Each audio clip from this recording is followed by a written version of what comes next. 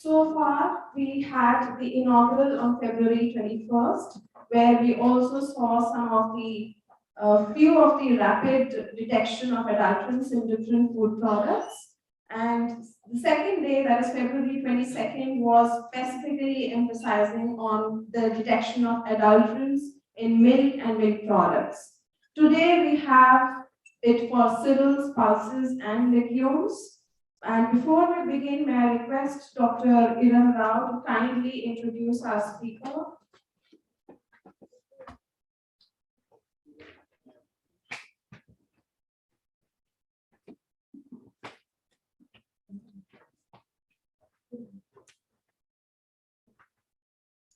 Good morning, everybody, and a very warm welcome to Professor Anita and our principal also. May I request the students to please be seated quickly.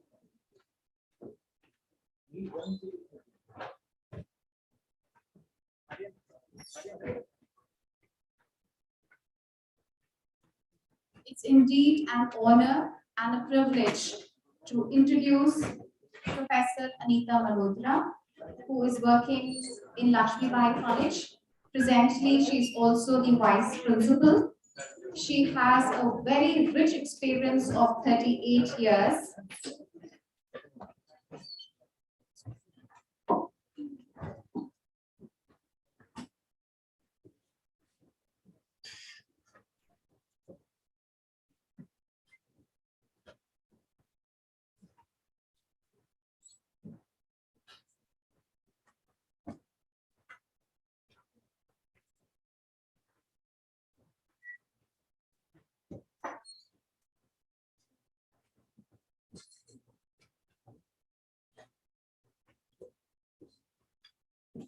So good morning, everybody.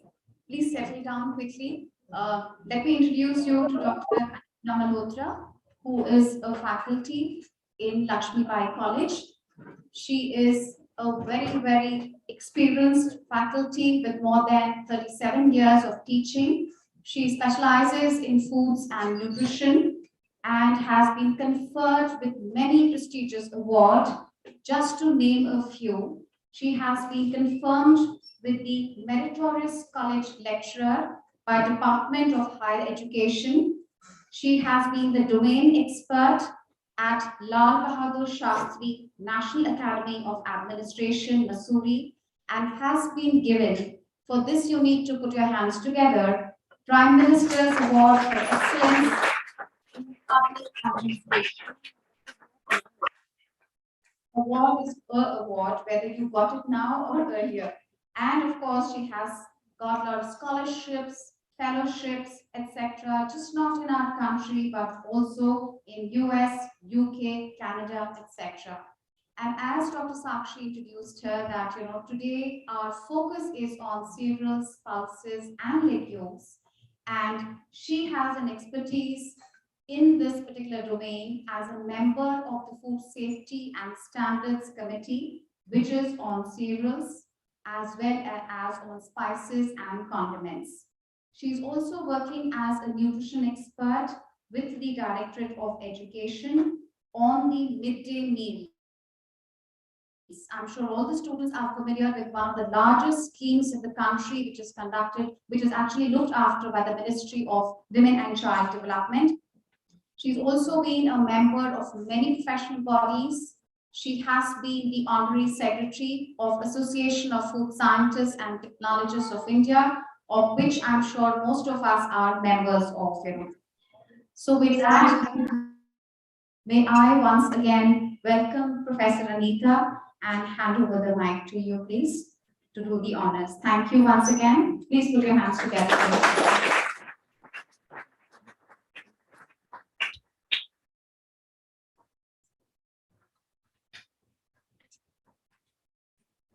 It is already loaded. I saw it. You give it to someone.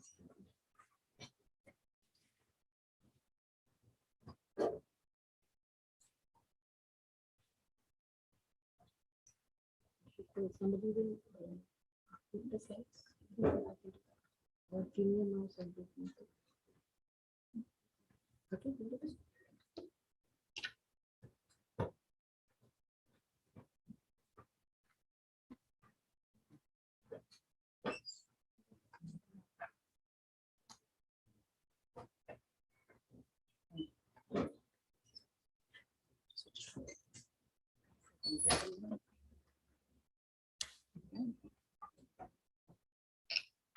So thank you for that kind introduction, Dr. Professor Edam.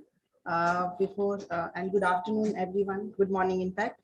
So first of all, let me just clarify that Prime Minister Award for Public Administration, that was not an award given to me.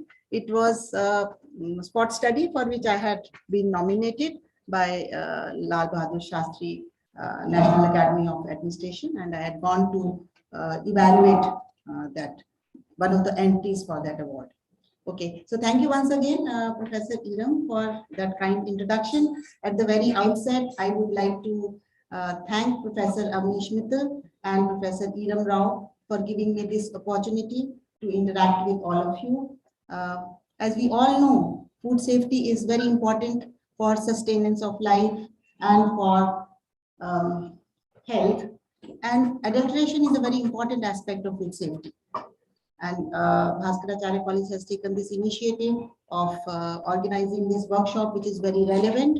And adulteration is a malpractice. We know it is unethical, and it is seen in many of the food products, whether it be fats and oils, milk and milk products, spices, and also cereals and pulses. So I'm going to talk to you about the regulatory and safety aspects of cereals and pulses.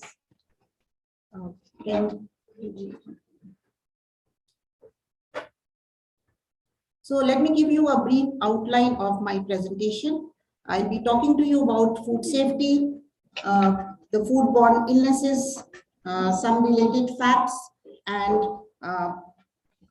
also how we can link food safety with sustainable development goals. So then we'll talk about the National Food Law, which is Food Safety and Standards Act, and discuss the regulatory body, which is the FSSAI. And then I'll come to you, talk about the safety and regulatory aspects of cereals and pulses, where we'll take up product standards. We'll be talking about the use of food additives, how they can be used in cereals and pulses specifically, the microbiological standards.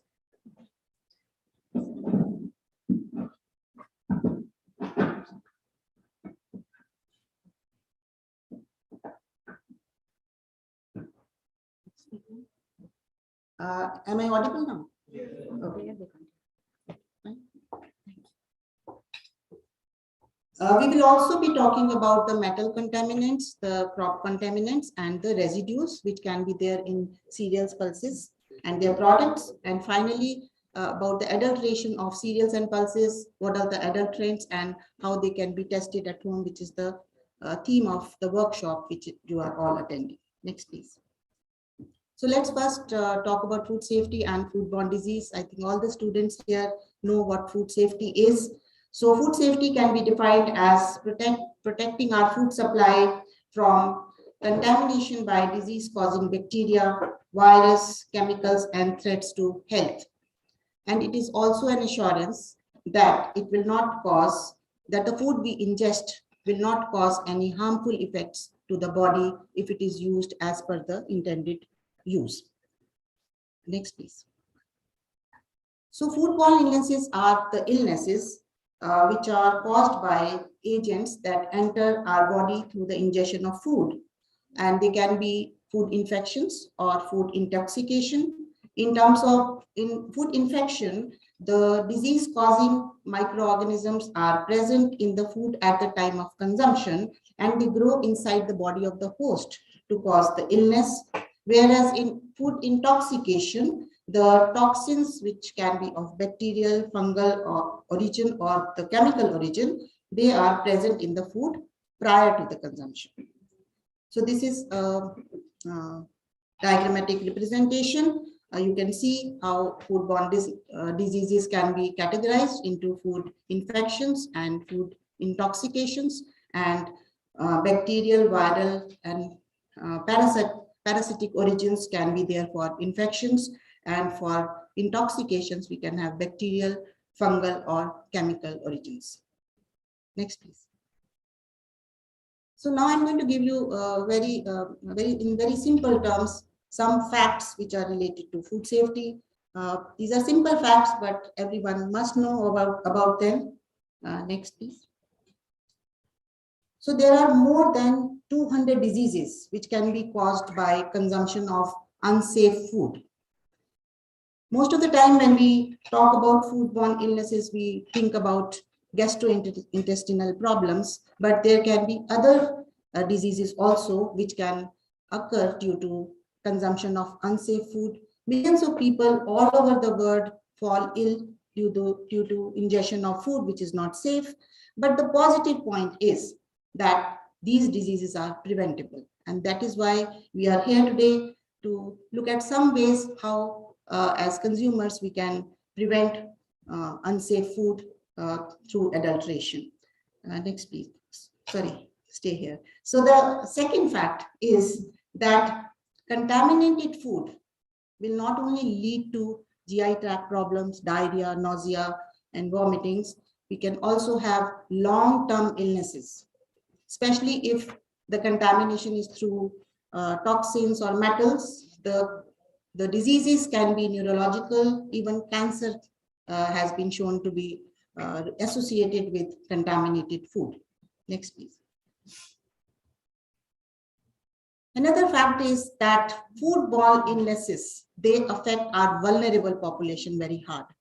The infants, the pregnant women, the elderly, and those who have compromised immunity, they are hit hard if the food is unsafe. Next. And there are many opportunities for food to get contaminated, whether it is at the stage of production, at processing level, harvesting level, storage, transportation, or distribution. Next, please. And globalization has made food safety even more complex and essential. Next. Food safety is multi-sectoral and it is also multidisciplinary. So there are the fields such as public health, agriculture, nutrition, toxicology, veterinary science, medicine. All these fields have a role in food safety. Next. Food contamination also affects our economy and society as a whole. If there is an issue related to food which is unsafe, it can affect tourism, it can affect the livelihood of people.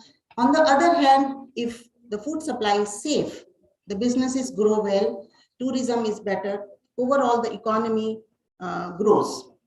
Next. And also, as we all know, due to the misuse of chemicals, antimicrobials in agriculture and in animal husbandry, some of the bacteria, harmful bacteria, are becoming resistant to drug treatment. So this is also an issue which has to be addressed. Next, please. So when we talk of ensuring a safe food supply, everybody has a role to play. It is not only the government, not only the food producer, not only the academia, the consumer also has a very important role to play. And again, the initiative by Bhaskaracharya College of Applied Sciences to take knowledge to the consumers is a very good initiative. Next, please. So the consumer must be well informed. The consumer should be informed what are the hazards, why food can be unsafe, because there are implications associated with unsafe food. As we just discussed, there can be more than 200 diseases which can occur because of the consumption of food which is not safe for us. And general symptoms are nausea, diarrhea, but there are also long-term implications, health implications, which are serious, and it is very important that our food supply becomes safe. Millions of people all over the world are falling ill. Many healthy years are lost when people get ill because of foodborne illnesses. Next, please. So let us try to see the link between sustainable development goals. All of you must be knowing that there are 17 sustainable development goals given by United Nations, and let us see how food safety links with them. So there is a close link with many of the SDGs. If we look at the first SDG, which is no poverty, we know that poor people are the most hit by unsafe food supply, and if they get an illness, their working days are lost. The cost of hospitalization also affects them. So there is a close link of foodborne disease with SDG 1. SDG 2 talks about zero hunger. So there is a close relation of how nutrition is linked uh, with food safety. We know that if the food supply is not safe, there is more diarrhea, and the nutrition of the person, especially of children below 5 years of age, is affected. And there are some toxins which may directly lead to malnutrition. When we talk of SDG 3, that is good health and well-being, the global health cost of foodborne disease is very high. In fact, it is equivalent to that of HIV/AIDS, malaria, and tuberculosis. And we have also seen that our vulnerable population, the pregnant women, the infants, the elderly, and the ill are worst affected. SDG 5 talks about gender equality. Our women are the ones who are responsible for household food safety, and they have a very important role to play in our traditional food chains, and many of the women are deriving their livelihood by engaging in activities which are related to food. When we talk of SDG 6, clean water and sanitation, again a very close link, because if water is not clean, then there can be foodborne illnesses. All of us know it very well. And these days, even non-judicious use of chemicals in food production can lead to the water supply not being safe. And we know that foodborne diseases are they travel through unsafe water. SDG 8 talks about decent work and economic growth. So if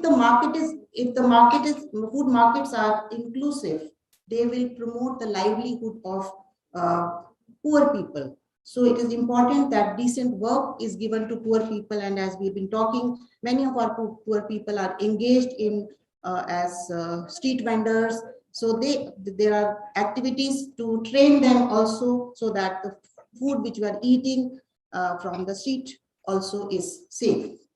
And finally, SDG 11, which talks about sustainable cities and communities.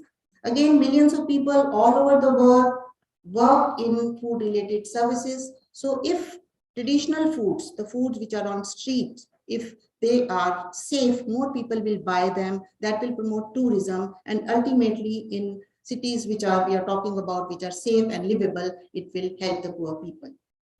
Now coming to the standards. So if we look at the international standards, we have international food standards from Codex, which is Codex Alimentarius Commission, set up by FAO and WHO. It has 189 members, and India is also a member since 1964. So in the Codex standards, unlike the FSSAI standards, are voluntary.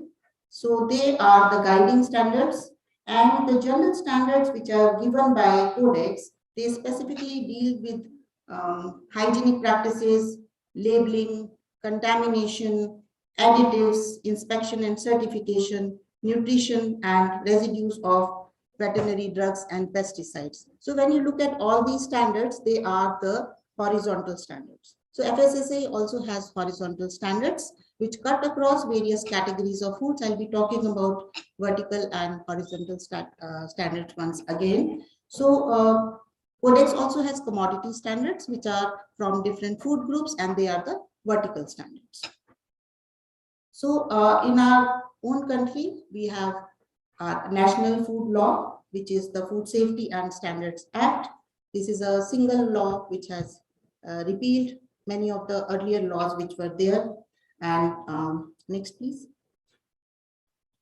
So when we look at the Food Safety and Standards Act, it came into being in the year 2006. Earlier, we used to have Prevention of Food Adulteration Act, FPO, fruit product order, meat and milk and milk product order, meat food product order. So all of you must be knowing that all these laws have been replaced by this single food law, which is it also says one nation, one law, which we have now with us. Next, please. So when we look at the features of this act, Food Safety and Standards Act, it has a common, it has an integrated line of command. FSSAI is the regulatory body which controls all the activities of under this law. And then there is focus on strategic issues, the issues which are relevant, which are important for the country, which are urgent. They are given the focus, and licensing is through single window. There is promotion of self-compliance instead of asking, like under PFA, we had too much of pressure from, it was a top-down approach. Now it is a bottom-up approach. The food processor, food marketers, food producers, they are sensitized that why they should self-comply with the law, why they should give food which is safe to the consumers, and that entrusts a higher responsibility on the food business operators. And in case there are defaulters, then there is graded penalty and speedy recovery of the cases. There is lots of emphasis on consumer education. So again, as I've been telling you, that this workshop is also a step in that direction. FSSAI has lots of focus on consumer education, and there is consistency with global laws. So when we look at the food product standards, we will be seeing that the product standards which are given by FSSAI, they are in harmony with Codex. So the FSS Act also has been framed, and the regulatory body FSSAI works in harmonization with the international standards. So next, please. So talking about FSSAI, or the Food Safety and Standards Authority of India, is the regulatory body of the Act, and the main function is to develop science-based. So it is important. The food standards which are developed by FSSAI are science-based. Everything what is written in the standards has lots of scientific backing, evidence at the back of it. So they have scientific panels for different categories of food. They have vertical standards and horizontal standards, and the scientists work, they spend a lot of time together to develop these science-based standards. And FSSAI also regulates and monitors the manufacturing, the process, the storage and import of food, so that the consumer is given food which is safe for human consumption. This is a list of various regulations which are under the Act. These regulations have been given by FSSAI. So I'll be talking to you about the regulation on contaminants, toxins, and residues, and also about food product standards and food additives, and briefly also the organic food regulation and the fortification regulation, which are closely related with cereals and pulses. So you can see that among these standards, among these regulations also, we have the horizontal ones, and then when we look at the scientific panels, we have scientific panels based on different categories of foods. Next, please. Can I have the next slide?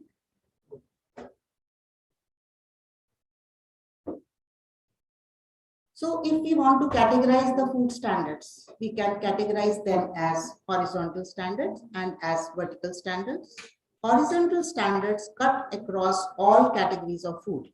So as I've been telling you, the horizontal standards will we have for contaminants, for toxins, for residues. There's a common scientific panel also which deals with this. So all the contaminants in various categories of foods, only this panel looks at.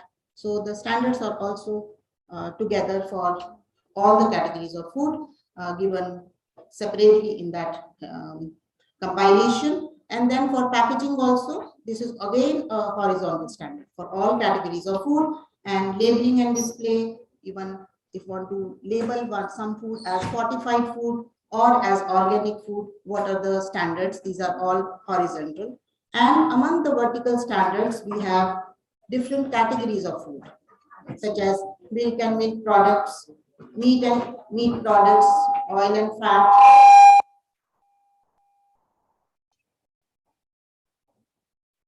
uh, fruits and vegetables, sweets and confectionery, spices and culinary herbs, and also cereals, pulses, and their products, which I am going to focus on. Next, please. So now let us look at the regulatory and safety aspects of cereals and pulses. So I'll be talking to you about the food product standards and food additive regulations, under which we have cereals and cereal products at regulation 2.4. So this regulation also has at appendix A the use of food additives, which are the additives which are permitted, and what are the safe limits for the additives, and also the microbiological standards. So we'll be talking specifically in context of cereals and pulses. Again, the regulation of contaminants, toxins, and residues. So here we'll be talking about the metal contaminants, the crop contaminants, and also the residues, again in specific focus on cereals and pulses. So when we talk of cereals, we all know that cereals are the staple foods. They contribute to a large proportion of daily energy intake in the Indian dietaries, and we know that we have wheat, rice, also pseudo cereals such as amaranth, and these are gluten-free products. Even millets are under the cereal category, which are being promoted a lot these days because of their high fiber content and because of the climatic resilience which they have, and they are linked with sustainability. Next, please. And India is the leading producer and consumer of pulses. Pulses, again, we know, as Mr. Pavan Agarwalji was also mentioning, and when we talk of sustainability, pulses are sustainable sources of protein for us, and in India, inherently we are using more of pulses in our diet, and in addition to proteins, we also get micronutrients, and you must be knowing that whenever we have cereal pulse combination, we can look into we can improve the biological quality of the vegetable protein. So next, please. So when cereals are processed, they undergo milling, grinding, sifting, and many such procedures. During that time, they can get contaminated, and various cereal products, I've already told you, we can have even wheat, rye, oat flours, semolina, and cornstarch. Many cereal products are there, and they are used for breads, they are used for bakery purposes. Cereal flour specifically is very important for bakery industry, and cereal products are used as ingredients in batters and doughs, as thickeners, as in infant foods and in confectionery. So the FSSAI regulations please go to the back one. So FSSAI regulations, they follow the food category system of Codex, and there are 16 categories of food which are there in FSSAI, and the category on cereal and cereal products, although it is written cereal and cereal products, but it includes pulses also. So it says derived from cereal grains and pulses. So it is listed at 2.4 sub-regulation in the food product and additives regulation. And let us talk about that, please. Next, please.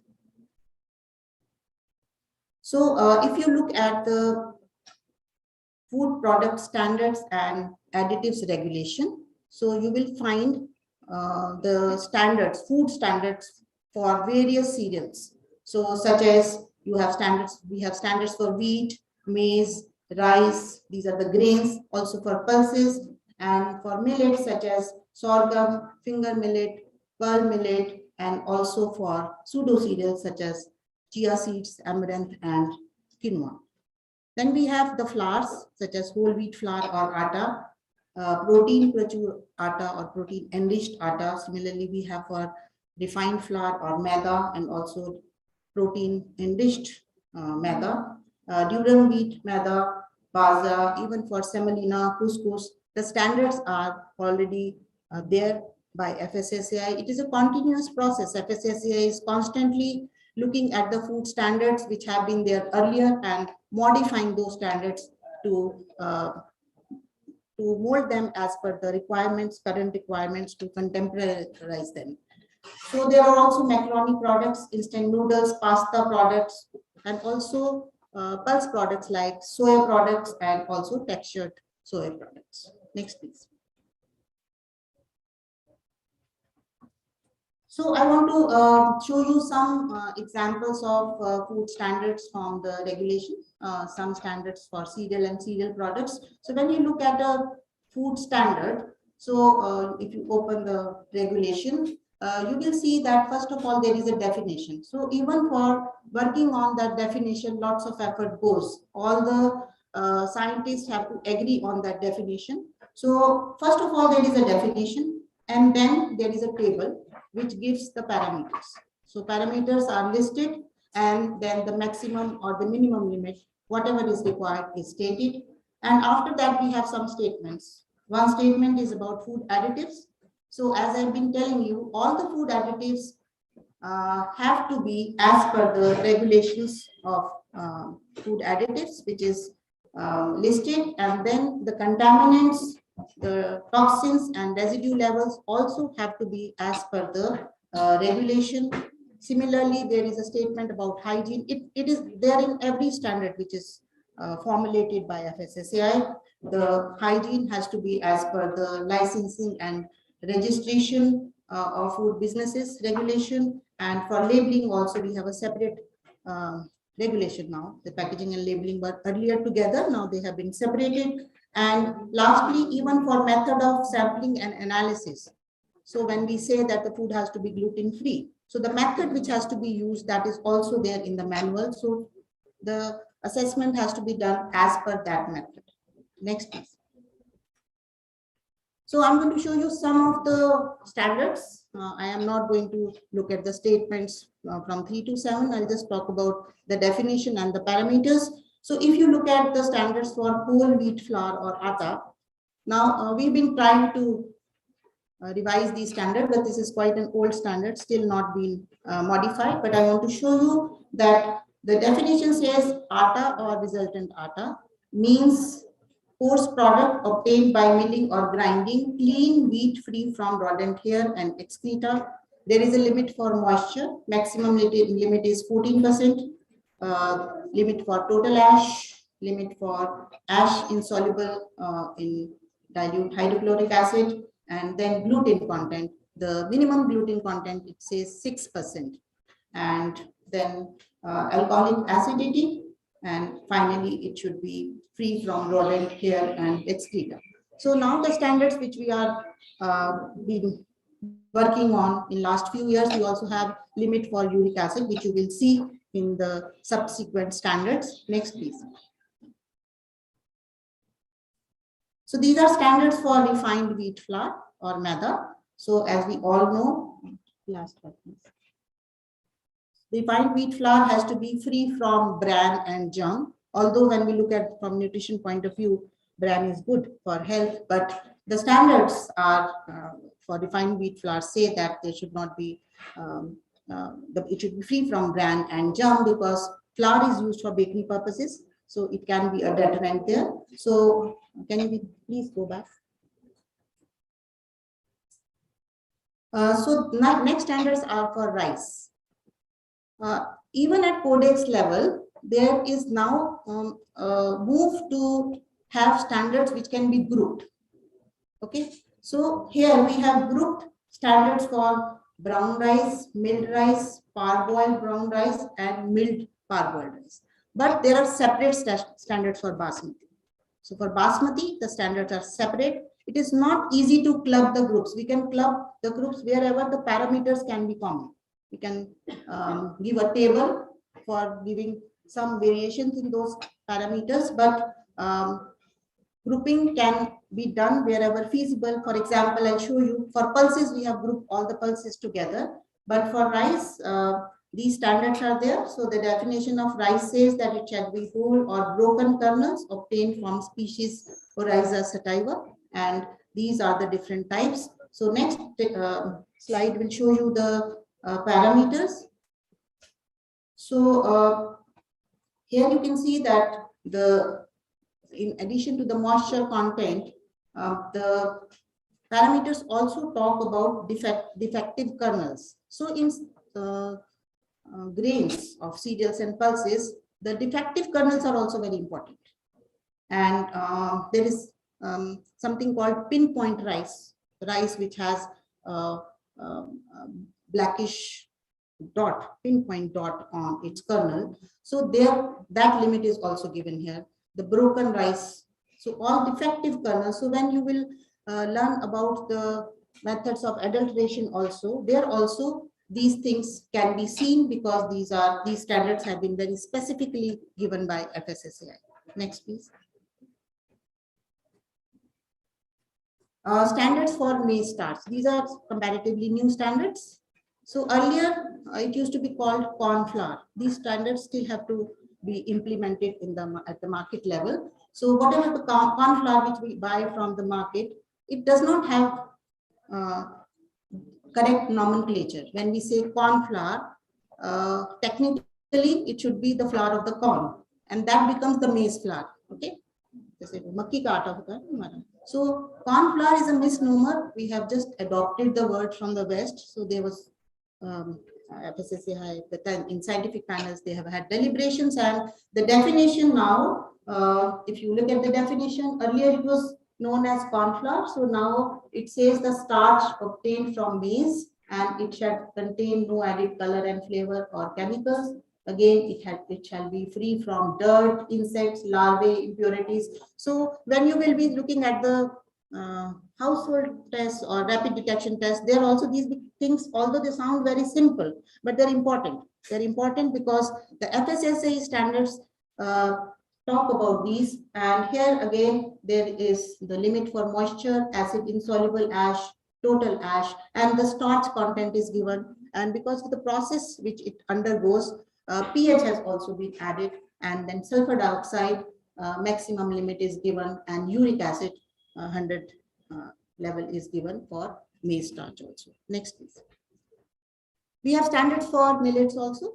So among millets, I'm showing you one from ragi, because you will have a test for ragi as well. So ragi shall be the dried mature grains of leucine, corecana, and it shall be free from added coloring matter.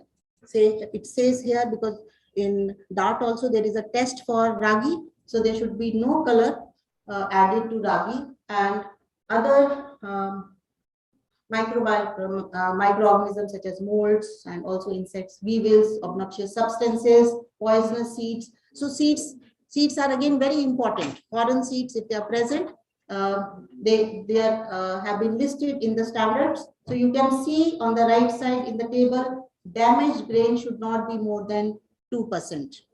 And similarly, immature or shriveled grains should not be more than 3%. And weevilled grains maximum is 2%. Okay. So next, please. So I was telling you that FSSAI is trying to club standards wherever possible, because we don't want to have too many standards. So for pulses, we have a common standard. We have so many pulses. The standard is common. So the definition is given: whole, dehushed, or what we call as washed pulses or split pulses, which shall be free from toxic and obnoxious seeds. We know that kesari dal is added to some of the pulses, so those seeds should not be there, and there should be no coloring matter in pulses. And it also applies to the mix of pulses. We see that we also get in the market pulses which are mixed. Some people buy those packs. Okay. So you can see all the pulses which we use in Indian dietary are listed in this standard. These standards are also recent standards which have come up. Lentils, black gram, green gram, Bengal gram, red gram, horse gram, field bean, peas dry or matra, soybean, rajma, and lobia, moth beans, all pulses are here. Whether they are whole, whether they are washed pulses or split pulses, all standards are there. So next please. So now the table of parameters. The table of parameters shows, you can see the moisture content for whole pulses maximum is 14, for washed pulses it is 12, and then the defects are mentioned. Seeds with serious defect should not be more than 1%, whereas seeds with slight defects can be up to 7%, and other edible pulses, even if there is other pulse which is edible, that percentage also cannot go more than 2%. So discolored seeds and uric acid again is listed in most of the grains. Next, please.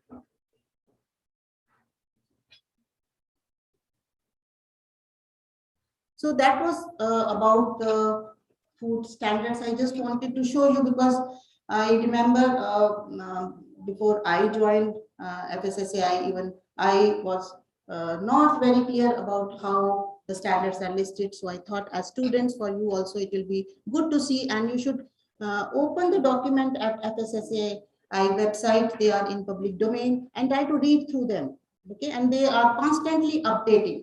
Whenever some standard is revised, they update it on the website. So you should look at these regulations, read them, because some of them, some of you might be working in the industry later. So this information will really help you.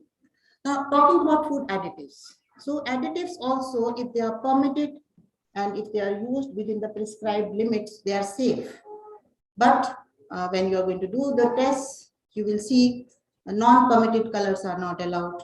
Okay, so the test will be done, and FSSAI has given the limits for various additives for different categories of foods. So I'll be talking only in context of cereals and pulses. So first of all, let us just revise. We know that additives are substances or mixture of substances other than the basic food stuff, which are present in a food as a result of some aspect of production, processing, storage, and packaging, and the term does not include chance contamination.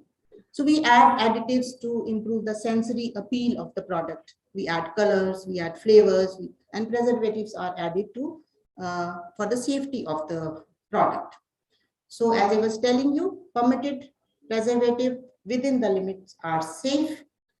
And most of you must be knowing that there is a code which is assigned to all the additives, which is called as International Numbering System, or INS.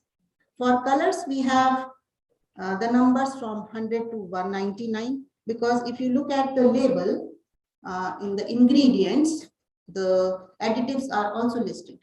So instead of the name of the chemical name of the additive, the number is given. So if it is a number between 100 and 199, we know it is a color. Preservatives have a number from 200 to 299, antioxidants 300 to 399. So let us look at some of the additives and their numbers now. So common additives like preservatives, you can say 200 to 299. So preservatives like benzoic acid, potassium metabisulfite, they're all listed here. Then we have antioxidants, again from 300 to 399. We have emulsifiers, stabilizers, thickeners, and gelling agents. So these are common additives I'm talking about. I'll be talking specifically for cereals and pulses in my subsequent slides. So then we have colors, sweeteners. You can see all the sweeteners, aspartame, sucralose, they're all listed here, and some others additives are also listed. So next, please. So we are going to talk specifically in context of cereals and pulses. So again, if we look at the food product standards and food additives regulation. So students, I am encouraging you, please open these regulations, open and see them. Okay. So if you go to Appendix A, so category wise for every category, because this is a standard, the additives are given for all the categories of food. So in Appendix A, you can look under the category of cereal and cereal and cereal products, which includes pulses. So you can see for whole, broken, or flaked grain, no additive is permitted. So in the grains, we cannot add any additive. But in case of flour, we have protease, we have sulfite, benzoyl peroxide, ascorbic acid, and phosphates. Again, the limits are given, the ions number is also given here. For maida also, no additive for plain maida, but if the maida or the refined wheat flour has to be used for bakery purposes, then we know that these are benzoyl peroxide and ascorbic acid. We add to improve the quality of baking quality of maida, then they are allowed. For corn flour, which is now maize flour, okay. So maize starch, sorry, maize starch, only sulfites are allowed, okay. So the additives permitted in cereals are very limited, okay. But in products again, you have to look at the category of that product. If it is a bakery products, what are the additives which are permitted? So that can be seen. So if you go to the appendix B of this regulation, that lists the microbiological standards. So I'm just giving you for the cereal and cereal products. Some of them, like we have for sprouted grains, sweet corn. Corn is very much available in the market these days, even in the form of cob or grains. Then batters and dough, we have idli batter, dosa batter in the market. And then we have fermented products which are other than batters and dough, like bread, cakes, donuts, and multi-food products, instant noodles, pasta products. So you will see for these, the microbiological standards have been given for Staphylococcus aureus for Enterobacteriaceae count, and also for these are also given. Please, next, please.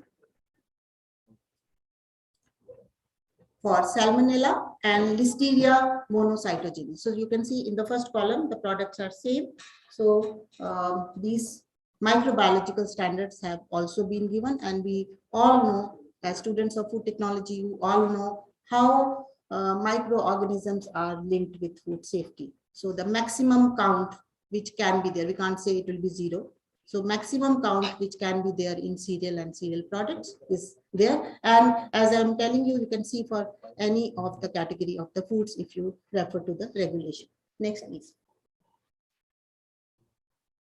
I was also, when I showed you that slide on what all information is there on a food product. So this point number 7 said that the method should be as per the manual. Okay. So there is a separate manual for cereal and cereal products by FSSAI. This again has been revised now. So all the methods, even for I will just show you in the next slide here. Yes. So you can see for grains, even for foreign matter, mineral matter, rodent excreta, the methods are given, and also for moisture, uric acid, aflatoxin, which method will be used. It is clearly stated, and then also for fortified flours, calcium carbonate, how much, how that will be evaluated, and even for talc, kesri dal also, even you might be doing for kesri dal in the afternoon, whether it is in the whole form or in the powdered form. Okay, so next, please. I would like to tell you a little bit about gluten-free products. So recently, in last few years, the guidance has also come for labeling of gluten-free products. So if you must be knowing that gluten-free diet is the cornerstone for treatment of celiac disease patients. So if somebody wants to write gluten-free on a product, now these days gluten-free has become a fashion. Everybody wants to consume gluten-free. But for a person who is not a celiac, one can have maybe a little bit of gluten in the diet. But for a celiac patient, even a speck of gluten can be so toxic. So when somebody says gluten-free, if the product has the label gluten-free and a celiac patient is going to buy and consume it, the guidance is very clear. It should not have more than 20 ppm of gluten. Again, tested as per the method given by FSSAI. Okay. And in case there is a food, okay, a millet flour which is being sold, it is inherently, it doesn't have gluten, we know that. It is inherently gluten-free, then there is no need to write special dietary or special dietetic food but it can only be listed that this food is by nature gluten-free. Okay, so the guidance for gluten-free food is also very clear now, and FSSAI is revising the laws for labeling. I just heard in a webinar a few days back that a new guidance is coming. So even the labels are going to become stringent, more stringent, and industry has to reformulate their products to match. And we know that FSAI standards are mandatory. If they come, they are implemented, everybody has to follow. Next, please. I would also like to tell you a bit about the fortification, because cereal and cereal products, wheat and rice, are also fortified. We know that fortification is done to increase the micronutrient content of foods uh, from public health perspective, and the vehicles which we choose are the ones which are consumed by everyone. So wheat and rice among the cereal category, we know salt is also fortified. Fats and oils are also fortified. Milk is fortified. So for fortification, there is a range. The minimum, what should be the minimum amount of the nutrient which is necessary. But as we know that we cannot just take micronutrients in any amount. There has to be an upper limit, because otherwise it will result in toxicity for some of the micronutrients. So there is a range, the minimum limit and the maximum limit. Next, please. So I'll just quickly go through some of the, like, fortification of wheat flour. So this is the nutrients which can be added are iron, folic acid, B12, zinc, vitamin A, thiamine, riboflavin, niacin, pyridoxine. So again, these are from the standard. This is from the regulation on fortification, which is again a horizontal standard. Okay, so I've just picked up for cereal and cereal products. Next, please.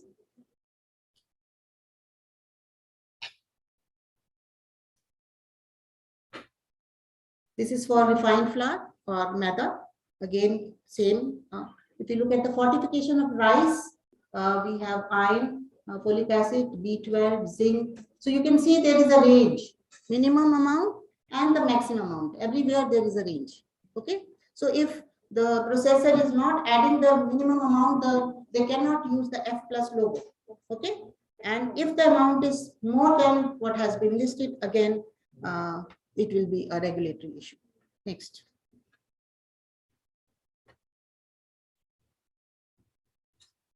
So briefly, I'll also talk about organic food regulation. Again, a horizontal regulation. I'm going to talk only in context of cereal and pulses.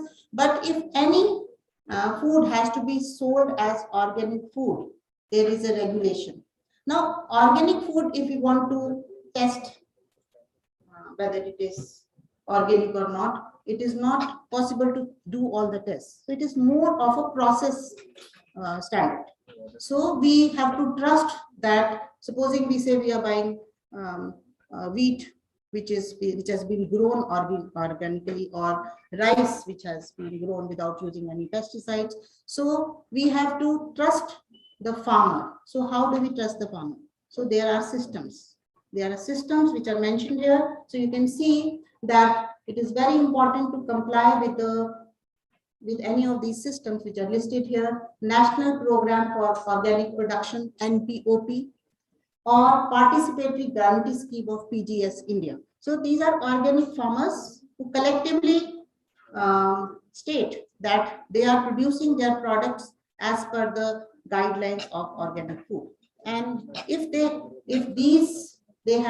complying with these, then the logo, I have not that I got missed the logo. So there is a separate logo for organic food, Jaivik Bharat. So that should be here on the organic food. Okay. So again, organic food regulations are important. These are very brief regulations of few pages. You can go through them. Next, please.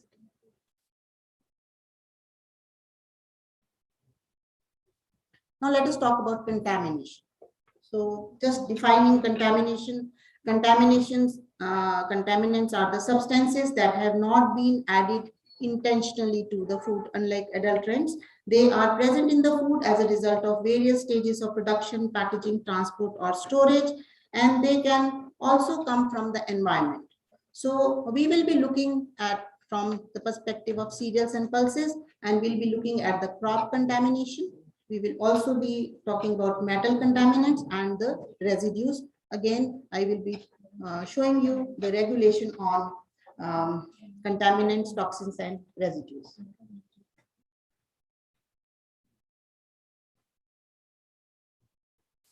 So this is the regulation on contaminants, toxins, and residues. If you go to sub-regulation 2.1, you can see the metal contaminants, and you can see that for cereal grains and pulses, the maximum limit for lead is 0.2 milligram per kg, and for cadmium, it is 0.1 milligram per kg. And if you look at crop contaminants, we know that crop contamination can take place due to aflatoxins. So the total aflatoxin in cereals and pulses should not be more than 15 microgram per kg, and aflatoxin B1 not more than 10 milligram per kg. Am I audible? Okay. And for ochratoxin, the levels are 20 milligram, maximum level 20 milligram per kg. So let us look at the residues now. So there is a huge list of residues. So I'm not going to read out all, you can just see the list. So did you show the slide on residues? This is gone, okay. Anyway, next please. So now let us talk about adulteration in cereals and pulses. Adulteration is what this workshop is about, and as some of the speakers and also at the inaugural session, Pavan Agarwalji was saying that adulteration is not that rampant, but it is there. We know that adulteration is there, even if it is not there in the organized sector. Under unorganized sector, we do see adulteration of cereals and pulses also. So let us just talk a bit about adulteration. We know that it is unethical, it is malpractice, and it is seen when the regulatory aspects are weak, and it is done basically for economic gains. For example, a person can mix lower quality rice with basmati rice just to make little more money. So it is very important to have adequate enforcement of law to prevent this malpractice. So when do we call a food adulterated? So you would have studied about this definition in detail, that if a substance is added which depreciates the quality, for example, we see kesri dal added to pulses, or a cheaper or inferior substance has been added, like basmati rice is very, very expensive. So even in basmati rice, the length of the rice is very important. So if instead of the long basmati rice, short length basmati rice is mixed, that also is a cheaper substance which has been added. So that will also be considered as adulterated. And if any valuable constituent has been removed or partially substituted, or if some imitation, we see more in spices that imitation is done, and if some color is added, like we can see rhodamine B, which is added to ragi, and we have, if the quality due to any reason is low, if we see any filth, insect infested grains, all these will come under adulteration. Next please.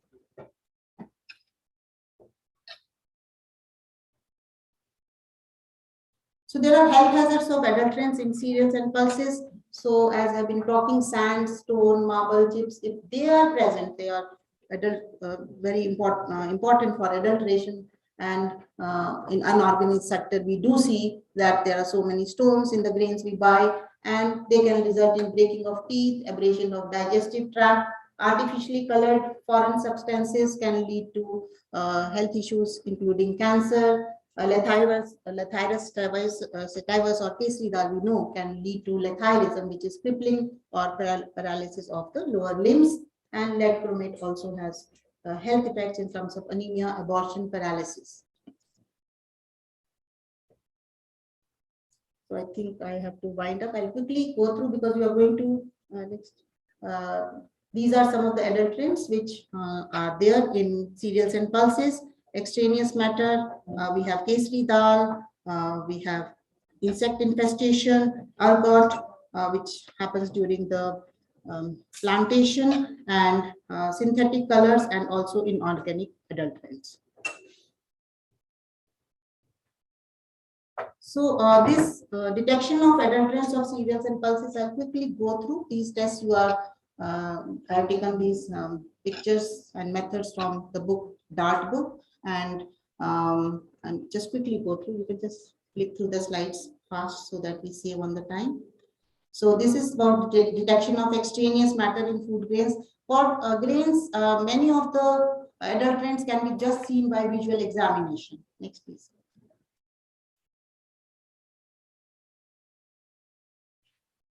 Next. So the tura, you can again see these black seeds which are flat with edges, and they can be identified. Iron filings, if they are there, they are added to just increase the weight. So just run a magnet, and they will cling to the magnet. Added color. So a simple test can be just put the grain in the water, and if there is some color, you can see it in the water if it is poured in a glass container. Ergot, again the seeds are little longish and they are colored. Turmeric in rice, so you can just take some sprinkle some soaked lime, and if the color turns red, it is adulterated. So there is a method of detecting urea in parched rice. I hope you are doing this test also in the afternoon. You can quickly go through. A detection of boric acid in different flours, that can also be done at household level. Excess bran in wheat flour, like in maida, we don't want bran. That can be simply tested by putting it in water again. The bran will float on the surface.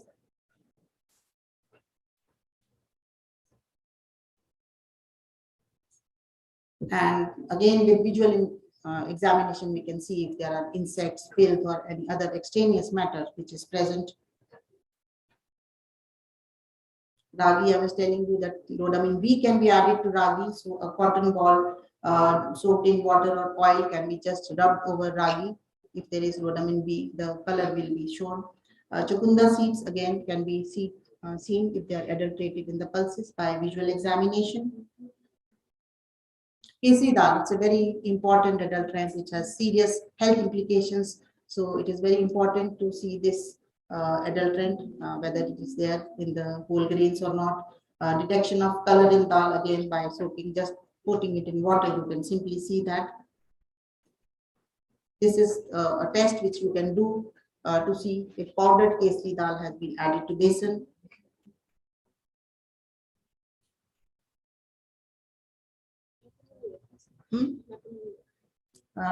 So this is matin yellow. Okay, so matin yellow also, if it is added to besan, you can have a test which is done. So this test is very simple. So these are simple last few slides.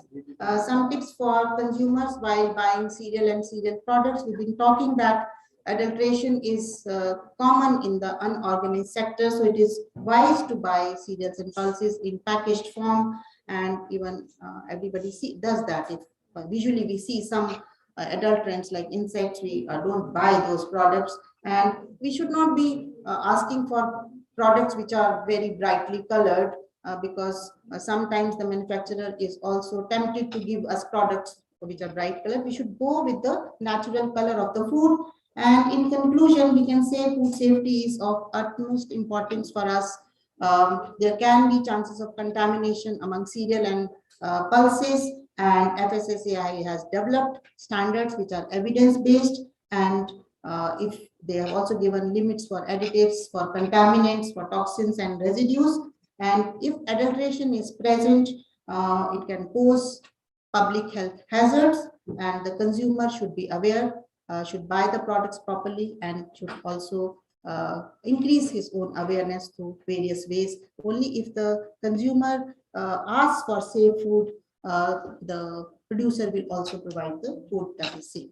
So ultimately, it is the responsibility of all of us, whether it is government or academia or the consumers. All of us have to, also the producers, all of us have to work together to keep our food safe and unadulterated. Thank you very much.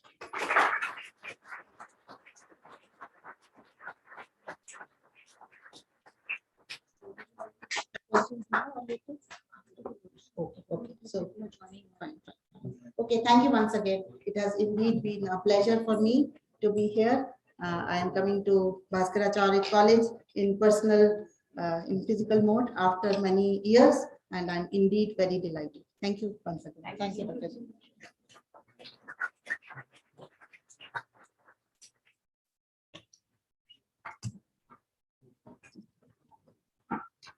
Thank you so much.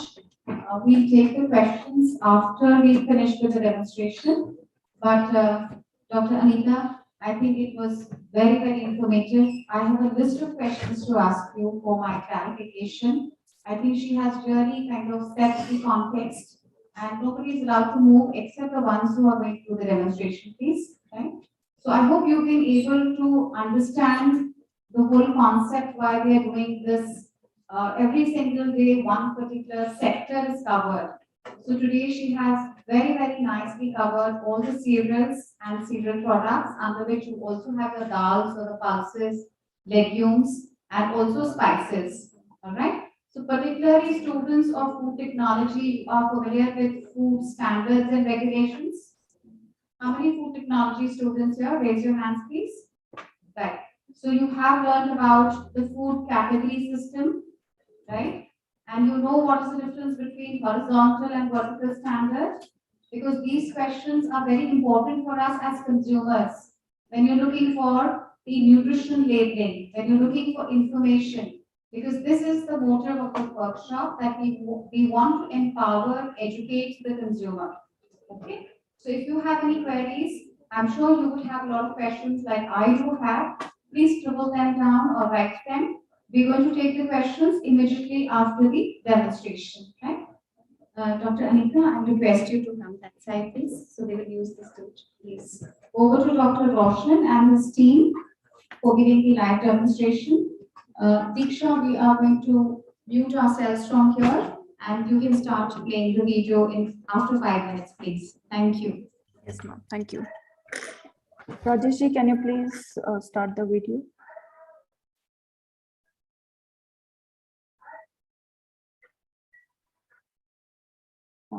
Please make it full screen. Namaskar, myself Dr. Roshan Lal, Assistant Professor in the Department of Food Technology. Can you please today pause? we are here to perform some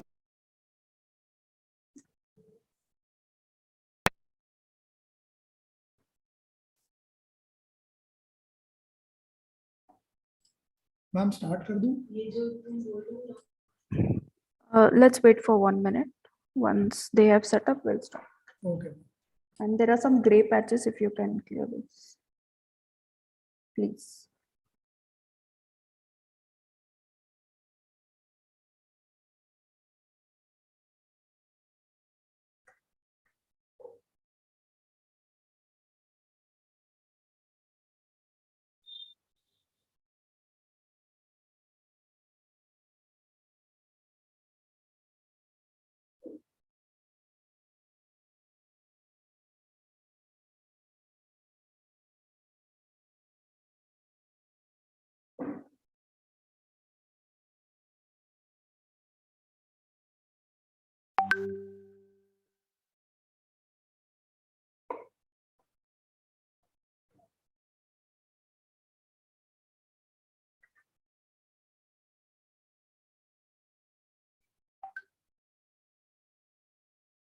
Yes, we can start. Namaskar. There's a gray patch. Namaskar, myself Dr. Roshan Lal, Assistant Professor in the Department of Food Technology. So today we are here to perform some food adulteration tests. So with that, I have my fellow with us. So Namaskar, my name is Karthik Soni. I'm a student of third year Department of Food Technology. Namaskar, my name is Rosie Mehra and I am the student of Bhaskaracharya College of Applied Sciences in Food Technology. first we will look some food samples. So like in our daily life we are consuming lots of cereals, pulses and legumes. So this is our today's objectives, means today we want to know about the adulterants. कि क्या क्या adulterants हमारे serials, pulses और legumes में हो सकते हैं. Basically these are staple food we are consuming in the daily basis, even in our breakfast, in lunch as well as in dinner. हम तरह तरह के सीरियल्स, लेग्यूम्स और पल्सेस को हम कंज्यूम करते हैं. तो आज हम कुछ टेस्ट करके देखेंगे. These are very domestic friendly and rapid test. On the basis of that we can identify there are some adulterants. And nowadays we are very much specific with the safety of our food product. Clear? So in that safety concerns we are looking some adulterants and some food samples we had taken. So one by one we will go with that and some adulterants that may be there. तो हम उन सब adulterants को हम देखेंगे कि क्या sample में adulterants हो सकते हैं और उनको कैसे हम rapidly और domestic way में हम उसको identify कर पाएं. फर्स्ट सैंपल कर रहे हैं, that is our maida, refined wheat flour है. इसमें जो बेसिक जो अडल्ट्रेंट्स हो सकता है that is our boric acid. So boric acid adulterators generally add करते हैं because it is a insecticides. वो इंसेक्ट्स को प्रिवेंट करता है और सेल्फ लाइफ को मेंटेन करके रखता है. सो जनरली इसकी टेस्टिंग के लिए हमारे पास एक सिंपल सा मेथड है जिसको हम टर्मरिक पेपर के साथ परफॉर्म करते हैं. And one more important thing is that कि इसमें हम HCl यूज कर रहे हैं. So I just request you to do not perform this experiment at your home. Basically we are using the HCl, so that is harmful. And ultimately हम कर रहे हैं इसको तो हमें एक सर्टिफाइड लैब्स में भी करा सकते हैं या नियर बाई जो लैब्स हैं वहाँ भी हम इसको करा सकते हैं. सो we have our sample maida, so we required main sample, and second thing that is required is our turmeric paper. so turmeric paper उसको बनाना काफ़ी easy है. हम इसको घर में टर्मरिक के साथ जो हल्दी होती है उसके साथ पेपर को सोक करके रखेंगे overnight and in the morning that turmeric paper would be ready.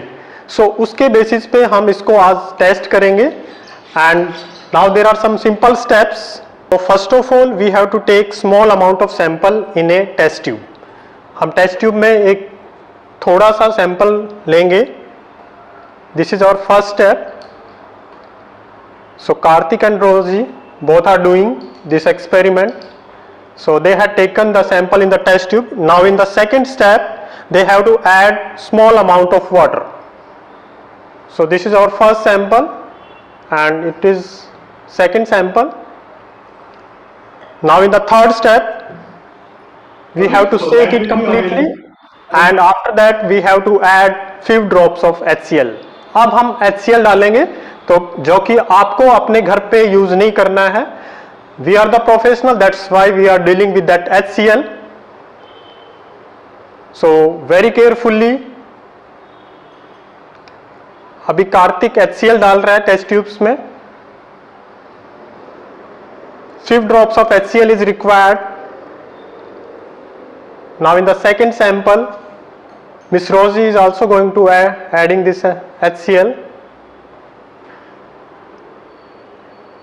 After adding of HCl, we have to mix the content.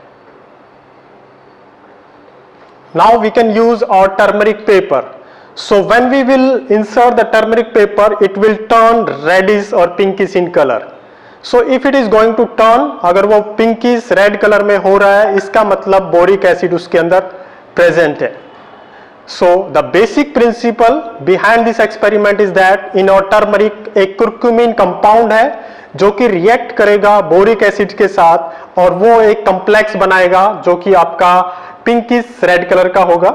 So we have to wait for some time to develop a higher amount of pink and reddish colour. आप ये देख सकते हैं कि रोजी के हाथ में जो टर्मरिक पेपर है वो रेड कलर में कन्वर्ट हो गया है, यानी कि वो जो सैंपल है that is adulterated. Second test है जो हमारा presence of turmeric in sela rice. So sela rice that is the parboiled rice, और जिसकी कॉस्ट भी काफ़ी हाई होती है बिकॉज प्रोसेसिंग की वजह से कॉस्ट इंक्रीज हो जाती है। और जनरली जो अडल्ट्रेटर है वो क्या करते हैं, जो नॉर्मल कच्चा राइस है उसको हल्दी के साथ रब करके और उसको सेला राइस करके बेचते हैं। तो आज हम एक टेस्ट कर रहे हैं जिसमें हम इजीली पता कर पाएंगे कि कैसे वो जो सैंपल है आपका अडल्ट्रेटेड है या आपका प्योर सैंपल है। इसके लिए जो रिक्वायरमेंट है, हमारे पास सैंपल आपका पारबॉइल्ड राइस चाहिए, सेकंड आपको स्लेक्ट लाइम चाहिए जो कि आपको इजीली नियर बाई शॉप पे मिल जाता है, that is also called as chuna. ठीक है, तो चूने के नाम से आपको नॉर्मली लोकल मार्केट में मिलता है। And this test is very eco friendly, हम इसको घर पे भी बिल्कुल आसानी से कर सकते हैं और इजीली पता लगा सकते हैं कि आपका सैंपल अडल्ट्रेटेड है या नहीं है। Now both Rosy and Kartik they are doing this test, so they have taken the sample in the petri plate. तो पेट्री प्लेट में इन्होंने रखा है, 2 सैंपल्स हैं हमारे पास और स्लेक्ट लाइम है। अब वो क्या कर रहे हैं, स्लेक्ट लाइम को उसके ऊपर स्प्रिंकल कर रहे हैं और जब वो उसको अच्छे से मिक्स करेंगे सेला राइस के साथ, तो अगर टर्मरिक उसमें प्रेजेंट होगा तो it will give pinkish reddish colour. Clear? तो वो हम देखेंगे कि अभी इन्होंने स्टार्ट कर दिया है process, and with that we can easily see the development of color with a sample that is handled by Karthik। तो कार्तिक के पास जो सैंपल है उसमें आप देख सकते हो कि वो रेडिश, जो आपने चूना व्हाइट कलर का था वो पिंकिश रेडिश कलर में कन्वर्ट हो गया है। सो इट मीन्स आपका जो सेला राइस है वो अडल्ट्रेटेड है आपके टर्मरिक से, यानी कि उसमें कच्चा राइस को टर्मरिक के साथ कलर किया हुआ है और वो फिर नॉर्मली सेल किया जा रहा है मार्केट के अंदर। अब हमारा नेक्स्ट टेस्ट है जो कि हम सेम सैंपल के साथ सेला राइस के साथ कर रहे हैं। सो सेला राइस में एक आपका टर्मरिक की अडल्ट्रेशन हो सकती है, सेकंड जो मेटानिल येलो कलर है दैट इज ए डाई, वो जनरली राइस जो कच्चा राइस है उसके साथ मिक्स करके उसको भी सेला राइस की तरह बेचा जाता है। So now we are doing with the second practical with the same seller rice, and we have the sample, the seller rice is there. So Karthik is having both the samples, and now we are going to analyze this test. So first of all we have to take small amount of sample in a test tube.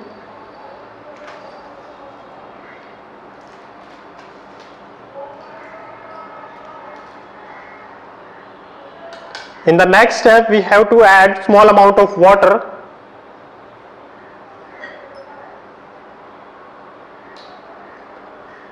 and after that we have to add diluted HCl.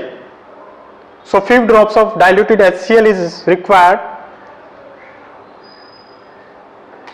So HCl आपको पहले पता है कि it's a very harmful chemical, so हम इसको घर में repeat नहीं करेंगे प्रैक्टिकल।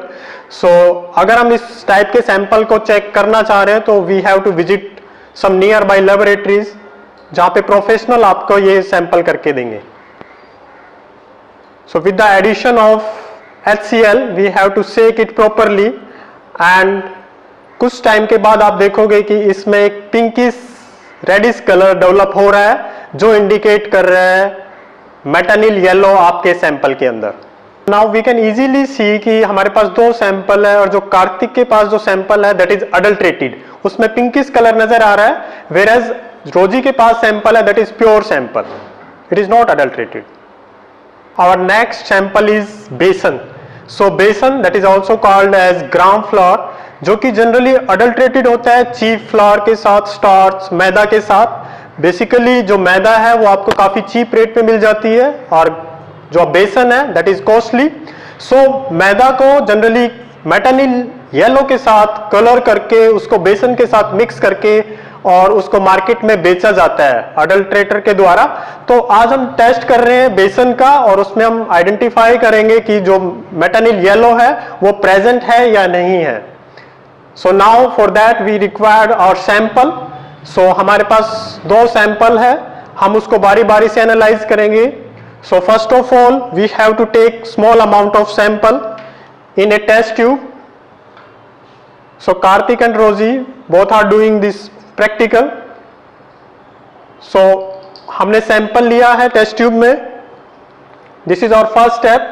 सेकेंड स्टेप में we have to add 3 ml, around 3 ml of alcohol. Alcohol डाल रहे हैं ताकि जो पिगमेंट है वो एक्सट्रैक्ट आउट हो जाए. And in the next step we have to add few drops of HCl, और HCl जो कि काफी हार्मफुल है. मैं आपको दोबारा से फिर बता रहा हूं कि ये HCl को हम अपने आप से ऐड नहीं करेंगे, वी रिक्वायर सम प्रोफेशनल, उनकी प्रेजेंस में ही करेंगे या उनके थ्रू करेंगे ये. So just after adding of that alcohol we can see the pinkish color in the test tube. So there are 2 samples. So the sample which is held by Karthik that contains the pinkish reddish color, वो indicate कर रहे हैं आपका metanil yellow जो कि आपके बेसन के अंदर मिक्स है. And second sample that is pure, that is not adulterated. तो इसको हम इजीली घर के अंदर आराम से कर पाएंगे ये test. Next sample is wheat flour, atta, जिसको हम नॉर्मली घरों में चपाती के लिए यूज करते हैं. और जो आटा है उसमें जो चांसेस हैं that is the adulterant with the chalk powder. So हम चॉक पाउडर जनरली ऐड कर देते हैं ताकि उसकी जो वेट है वो इंक्रीज हो जाए और हम उससे प्रॉफिट गेन कर पाए. सो अल्टीमेटली इस टेस्ट को परफॉर्म करने के लिए वी रिक्वायर्ड और सैंपल. ठीक है, तो हमारे पास हमारे सैंपल है, हमने आटा लिया हुआ है पेट्री प्लेट्स में.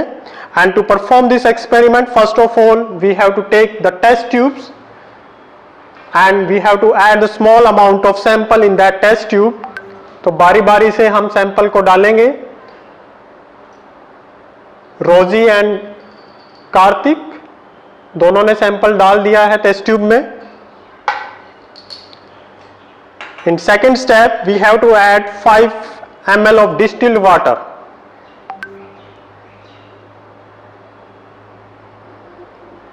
Approx 5 ml distilled water add करेंगे. एंड आफ्टर दैट हम 3 से 4 ड्रॉप्स HCl की उसमें ऐड करेंगे. As we are adding the HCl, तो हम इसको घर पे नहीं करेंगे because it's a very harmful chemical. So इसको अवॉइड करना है. अगर हम ये एक्सपेरिमेंट कर रहे हैं तो we require some professional help, उनकी प्रेजेंस में या प्रोफेशनल लेबोरेटरीज में हम इस टेस्ट को करा सकते हैं. So whenever we are shaking it so we can fear the effervescence. So Kartik के पास जो सैंपल है उसमें आप देख सकते हो कि एफरवेसेंस एकदम टेस्ट ट्यूब्स के बाहर आ रहा है. सो वो इंडिकेट कर रहा है कि its excess amount of chalk powder is there, that is very harmful for us. So even various diseases can be there, respiratory disease can occur with the addition of chalk powder. Hello everyone, तो आज मैं आपको एक sample Honey के ऊपर हम देखेंगे कि कौन सा उसमें अडल्ट्रेंट हो सकता है. और हनी जो कि काफी इंपॉर्टेंट है because it will boost our immunity.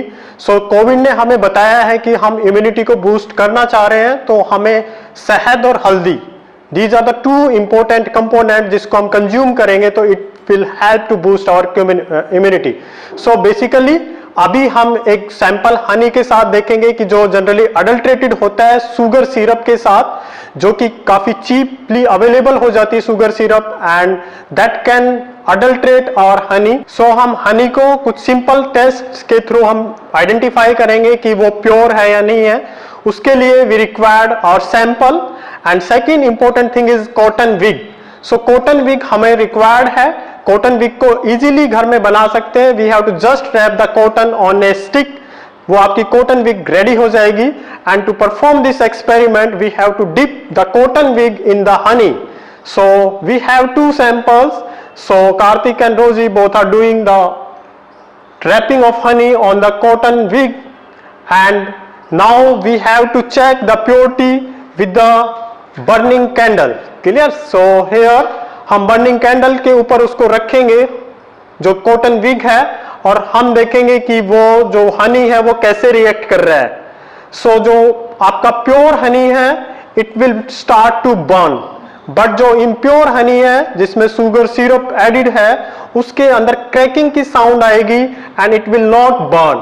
So we can easily see the sample held by Karthik, that is pure honey जो easily आपका जल रहा है, लेकिन जो रोजी के हाथ में सैंपल है उसने जलना स्टार्ट नहीं किया, and even that also produced the cracking sound.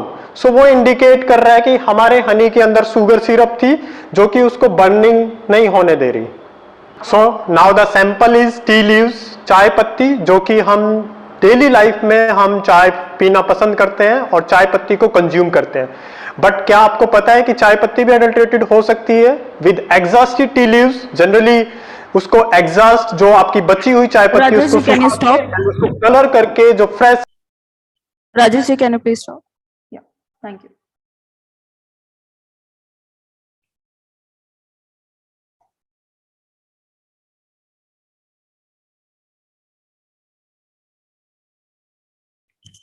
We are open for Q&A. Please put your questions in Q&A section. Can we take? Thank you, Diksha. We'd like to take some questions. So I'm going to first take some questions from the students who are seated over here. And may I take the mic to the first student who has a question for Professor Anita?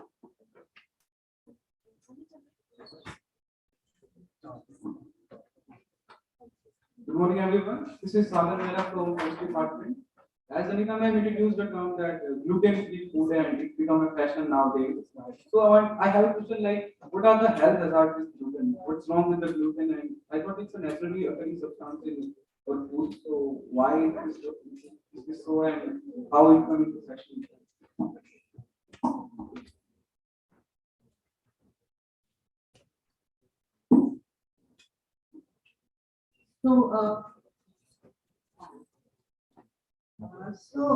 Gluten, because there's, many people these days are consuming gluten-free diet, or they feel it is a healthier way. Some people think that it is the flatulence, but there are some people who cannot tolerate gluten.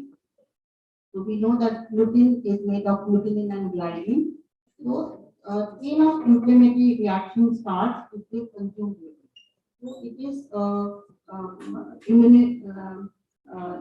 it happens in people who are immunocompromised, and some genetic link has to be there.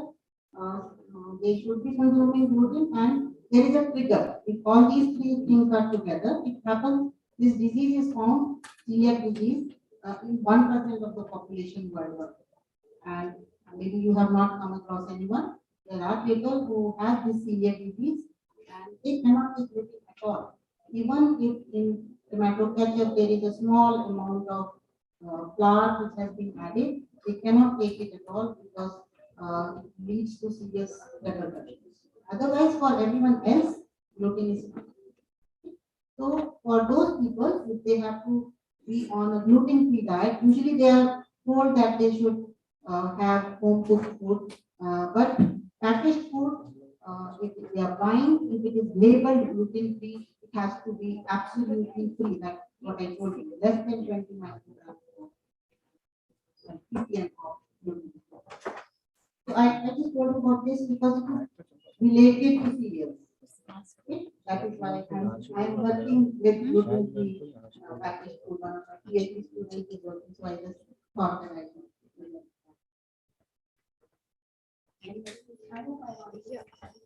Listen, excuse me.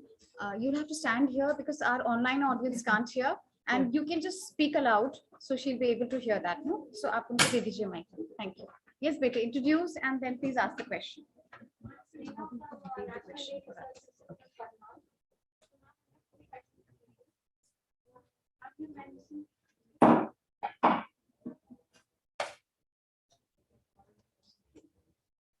I'm Sneha from National Dairy Research Institute, Karnal. Question for you. The first question is that you have mentioned about pinpoint rights presentation. So can you please elaborate and what are the causes for that defective rights?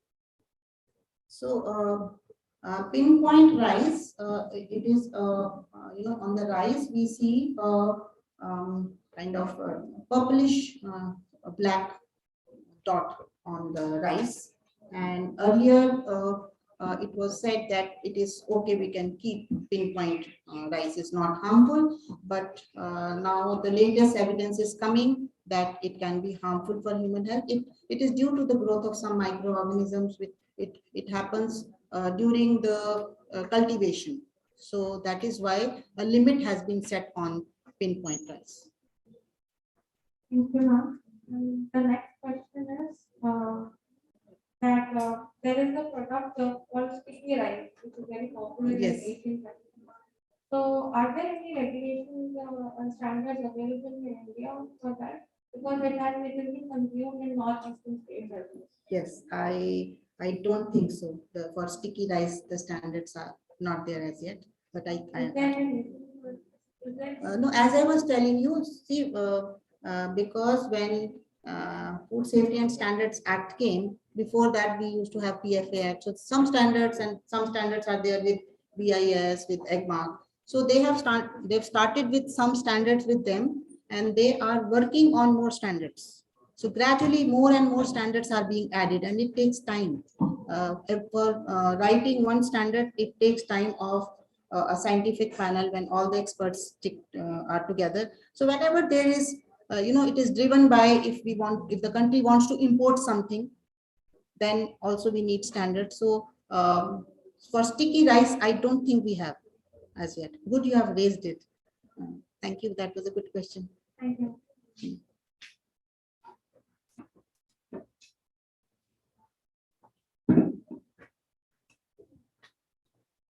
Can we take some online questions now? Sure, sure. So we have a question from an online participant, and he has a very valid question. He's saying that when you purchase in bulk quantities, let's say FPOs, or when you have shadi, so you buy it in sacks. Now that doesn't come really labeled. His concern is that, how do you can kind of figure out that this is, a good standard, particularly when it comes to atta, maida, chawal, etc. Again, a very good question. So you must be knowing that when I talk from the perspective of FSSAI, that FSSAI is a mandatory standard, and the mark is only for the packaged food. So if something is loose, then I think one has to rely on these tests. Otherwise, it is difficult, because one can rely on packaged food better, or one should know the source. Otherwise, from organized sector, if the food is sold loose, then it is very difficult. We see some of these rice packs and all, they have those egg mark standards, and marks. So No, egg mark is good. Egg mark, but it's voluntary, I think, because of so that. yes, egg mark standards. Egg mark is a certifying body. So like in the class we say that there are some passing marks. So FSSAI is the passing mark, because without FSSAI certification, without FSSAI license, one cannot sell in the market. So one cannot sell food in the market. So EGMA standards are, and BIS, you heard about BIS also on first day. So BIS standard, EGMA standards are quality standards, that if the quality is better than the baseline. So EGMA has a grading system for agriculture based products. So if EGMA is there, then it is good. But I think the question was for something which is not packaged. Yes. So thank you for that. There's another interesting question. They are saying that cereals and pulses, and particularly maida, flours, etc., if we want to at household level store it for a long period of time, they have a tendency of getting this weevils, peeling, etc., and that worms and all, right? So according to the law, you can't add a preservative. So what do you suggest? So every food has a shelf life. So even if we buy atta from the market, it has a shelf life for a few months. So it should be consumed during that period. And even for whole pulses and all, preservatives, we should not use preservatives unnecessarily, because chemicals are not excreted, they are accumulated in our body. So the more, and the kind of environment we are living these days, most of the things which we are buying from the markets which are processed, they have some chemical or the other, although they are within the permitted amounts, but ultimately everything is getting accumulated in our body. So we should try to minimize adding unnecessary preservatives to the grains which we are storing. It is better to store them in airtight containers. When we open the pack, have a container which is absolutely dry, and store them in airtight containers, keep them at a cool place so that they do not get infested with insects. Absolutely. Thank you so much. And another interesting question is somebody who's talking about what is the unit of food additives? It will differ. It will differ on the additives because we have a wide range of additives. We have colors, we have flavors, we have sweeteners, dusting agents, nutrients, emulsifying agents, stabilizers. So it will differ. So usually the units is sometimes it is in parts per million because additives are added in very small amount to the foods. So we cannot have a common unit. Right. Thank you, Dr. Rita. Any questions from the audience? Then with your permission, I have a question. So when you're looking at the moisture content of cereals earlier, like especially the flours, it used to be in the range of 12 to 14%. And it's only the Indian regulator who's brought it down to 12%. Just wanted to throw some light on that. Thank you.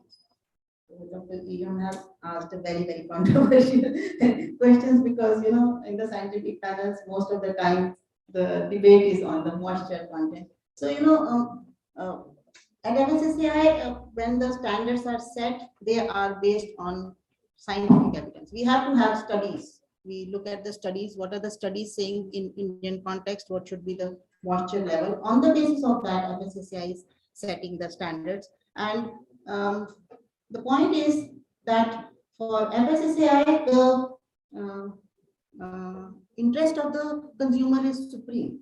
That if the moisture content in a grain is kept at a higher level, or any cereal product is kept at a higher level, since the kind of environment we are living in, unlike Western countries, we have more humid and environment, the temperature is also high. So even 1% increase in moisture content can be a food safety issue. So that is why for moisture, the standards are very stringent. And from the food industry point of view, because if you decrease the moisture content, then the industry wants it to be little higher, and the regulatory body wants it to be lower so that the safety of the food is maintained. So whatever has been done at FSSAI level is all based on the scientific evidence. So you must know that base is the evidence. Whatever standards come, there has to be some study showing that, okay, at this level, the food will remain safe. Thank you so much. And just one little clarification I wanted. You have spoken very nicely about fortified cereals. And we know that our country is basically, having a huge problem when it comes to micronutrient deficiencies. So when do we see that happening? Because milk and fats and oils, there is a notification which is out. But I don't see this happening for atta, rice, etc. When you talked about that we will have fortified, with B12, zinc, etc. No, but these standards are there, fortified. But we don't see that in the market really. I mean, even when I'm going to purchase, I keep looking for fortified atta. So because that is for the industry to adopt, but standards are there. So the standards are there, but when will it become mandatory? No, fortification is not mandatory. For Fortification is not mandatory. it will never be. It is only mandatory for salt. In our country, fortification with iodine is mandatory for salt, but for otherwise fortification of cereals, pulses, it is optional for the, because it will also increase the cost of the product. But if the consumer is ready to pay that extra cost, then it depends on the food industry whether they want to adopt. But the standards are the voluntary standards for fortification. Thank you so much. But just in three, like bulleted points, because I have a question over here from the audience participants. They are saying that in this case, how can we as a layman or a consumer ensure that the food which we purchase, particularly our staples, cereals, pulses, legumes, that we are buying good quality, safe foods. So what are the measures we as consumers can take? First is we should go for packaged, especially grains when we buy. Okay, so instead of buying loose atta or loose pulses, we should go for packaged. That also takes care of the weight of the food which we are buying, and also because see, industry is very brand conscious. So as we are talking of self compliance by the industry, which is the focus of FSSAI. So if there is a brand which is well established, or even a brand which is coming up, it is a new brand, if their product is not of a good quality, if there is some food safety issue, if it gets into the media, it spoils their reputation. There are huge losses for the business. So if we buy from the organized sector in the packaged form, we will get a good product. So that is one which we should do. And secondly, I think storage, because there was a question about storage also. So storage is also very important. Once we open the package, like even if we open a package of refined wheat flour, maida, uh, it can get rancid, although it has there is no germ, but even small specks of fatty acids which are present, they can get oxidized, and the rancidity can develop. You must have studied about rancidity, which is a self-perpetuating reaction, and once it starts, it spoils the flavor of the product. So storage is also very important, that whenever we open a packet, we should seal it immediately. We should keep it in a airtight container, or the same pack we can seal it with some clip and store it. After the pack is open, we should store it at a cold place. And yesterday also the speaker was in detail telling about reading the label. We should get into the habit of reading the labels. Whatever we are buying, there is a front panel which everybody reads very well, because the font size is big, it is colorful, it is meant to show what the product is. But there is lots of information at the back side. Okay, what are the ingredients which have been added? Okay, date of manufacturing. If there is anything special about storage, that is also mentioned. So I think these are the 3 points which I would like to emphasize. Thank you so much, Professor Anita. And I think all of us over here as well as online who joined us will agree that we have really cleared our concepts as as they say, Jago Grahak Jago. So I think that's how I will conclude that Dr. Anita, you've really clarified every bit of information, and I'm sure all of us sitting over here feel a little more empowered, right? Maybe not technically, but seriously, we can look after our families and our own health by taking in count what are the suggestions you have just given us. All right. So with that, I once again thank you for sparing your time. She's extremely busy, but I have been really indebted to all the speakers who joined us across India and from Delhi, that they have been so gracious in spite of the COVID pandemic and all the kind of inadequacies with which we are really juggling with. So Dr. Anita, may I now request you to kindly, Professor Avnish, to kindly express our deep sense of appreciation by giving her a memento on behalf of Bhaskar Acharya College of Applied Sciences.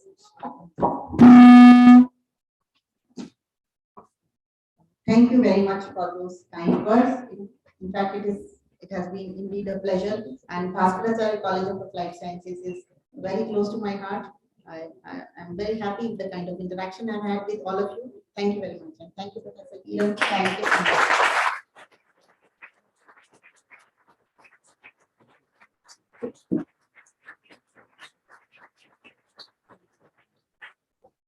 We would also like to present to you a bouquet of books which is in continuation of the 75 years of our independence.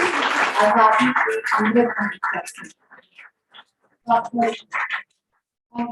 Convener and Dr. Meenakshi, the coordinator. Thank you once again. Do not forget to please fill in your feedback forms. They're extremely important because it is your insights which will help us to improve and do better the next time. Thank you once again. Please only depart from here once you get your coupon for refreshments and request you all to kindly again join back tomorrow at 10:30.